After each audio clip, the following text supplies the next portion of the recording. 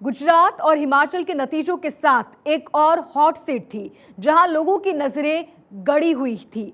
वो जगह थी यूपी की मैनपुरी। मुलायम सिंह यादव के निधन के बाद उनकी बहू डिंपल चुनावी मैदान में थी और जब शाम को नतीजे आए तो डिंपल ने खुशी का इजहार किया, दिखा दिया कि मैनपुरी एसपी की गढ़ क्यों कही जाती है। क्या हुआ ये पूरे दिन और कितने वोटों से डिंपल को जीत मिली, देखिए रिपोर्ट।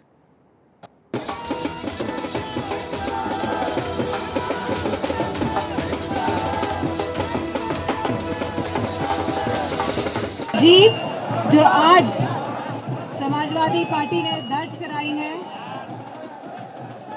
यह जीत नेताजी की जीत है और यह जीत हम सभी की तरफ से नेताजी को समर्पित।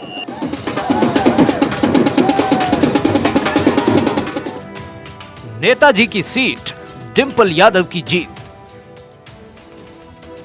मैनपुरी के गढ़ में एसपी की विजय। मैनपुरी लोकसभा उपचुनाव के नतीजे आ गए हैं। समाजवादी पार्टी की प्रत्याशी डिंपल यादव ने बीजेपी के रघुराज शाक्य को 2,80,000 से ज्यादा वोटों से हराकर प्रचंड जीत दर्ज की।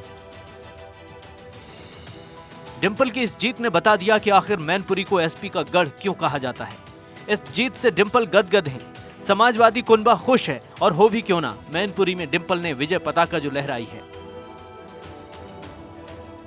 चुनावी नतीजों से पहले डिंपल ने सैफई मंदिर में पूजा अर्चना की, जीत का आशीर्वाद मांगा और भगवान ने उनकी मुराद सुन ली। डिंपल यादव को सबसे ज्यादा वोट शिवपाल यादव के गढ़ जसवंत नगर जिले में मिले। डिंपल ने बीजेपी के रघुराज शाक्य को 2,88,461 वोटों से हरा दिया है। यूं लगता है कि यहां बीजेपी का सारा गणित फेल हो गया। समाजवादी पार्टी ने नेताजी के नाम पर जनता से वोट मांगे थे, जिसका असर भी दिखाई दिया। लोगों ने झोला भरकर समाजवादी पार्टी को वोट दिया। समाजवादी पार्टी के गढ़ मैनपुरी की जनता का एसपी के नेताओं ने धन्यवाद भी दिया। मैनपुरी में मिली जबरदस्त कामयाबी पर एसपी का कुनबा उत्साह में है।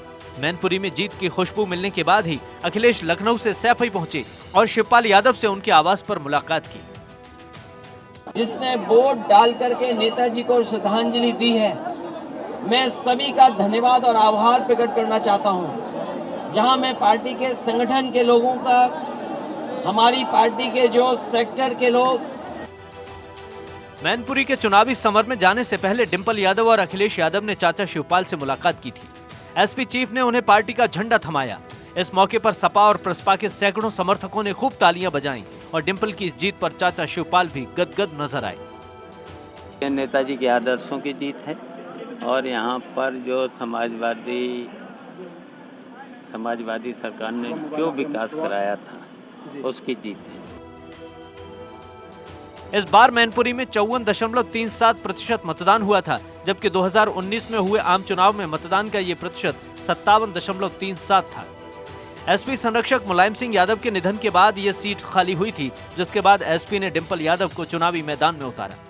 बीजेपी ने शिवपाल यादव के करीबी रहे रघुराज शाक्य को मैदान में उतारा। पूरे चुनाव के दौरान समाजवादी पार्टी ने बीजेपी पर सरकारी मशीनरी के दुरुपयोग का बड़ा आरोप लगाया। वहीं मतदान वाले दिन भी वोटरों को बाहर न निकलने देने का दबाव प्रशासन पर बनाया। यहां तक कि नतीजों से ठीक पहले रामगोपाल यादव ने चुनाव आयोग को चिट्ठी लिखकर रामपुर में उपचुनाव रद्द कराने की मांग की, लेकिन नतीजे की घड़ी में यह तय हो गया कि मैनपुरी की चुनावी बिसात समाजवादी पार्टी के खाते में गई। मैनपुरी के रण में समाजवादी पार्टी का हमेशा से दबदबा रहा है। यहाँ पहली बार लोकसभा चुनाव 1952 में हुआ था।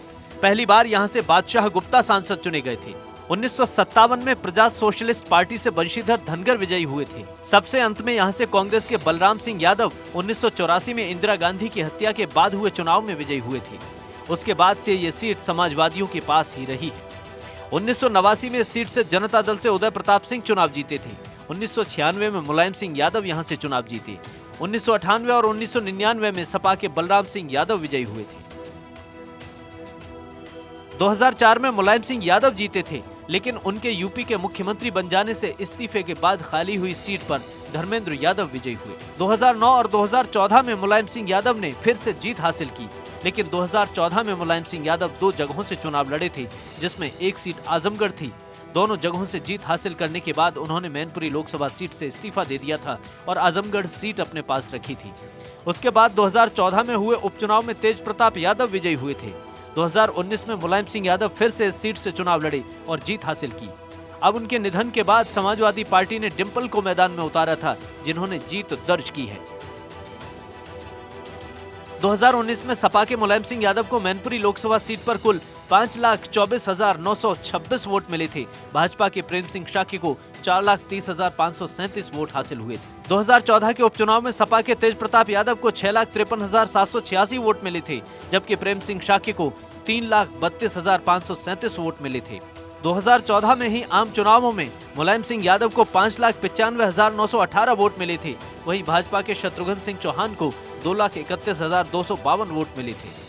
बसपा की संघ मित्रा को 1,42,833 वोट मिले थे। 2009 के आम चुनावों में सपा के मुलायम सिंह यादव को 3,92,308 वोट मिले। वहीं बसपा के विनय शाक्य को 2,19,239 वोट मिले थे। भाजपा की तृप्ति शाक्य तीसरे नंबर पर थी। 2004 के उपचुनाव में सपा के धर्मेंद्र यादव को कुल 3,48,999 वोट मिले थे, जबकि बसपा के अशोक शाक्य को 1,69,286 वोट मिले थे। भाजपा के रामबाबू कुशवाहा को 14,544 वोट मिले थे। 2022 के उपचुनाव में डिंपल यादव को 6,18,120 वोट मिले हैं। बीजेपी के रघुराज शाक्य को 3,29,659 वोट मिले। डिंपल ने रिकॉर्ड 2,88,461 वोट से विपक्ष को पटखनी दी। विधानसभा चुनाव में एसपी को मिली हार के बाद डिंपल की इस जीत ने समाजवादी पार्टी को संजीवनी देने का काम किया है।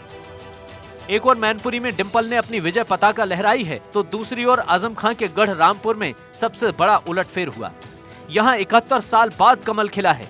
बीजेपी प्रत्याशी आकाश सक्सेना ने आजम के करीबी आसिम रजा को 25,703 वोटों से हरा दिया है।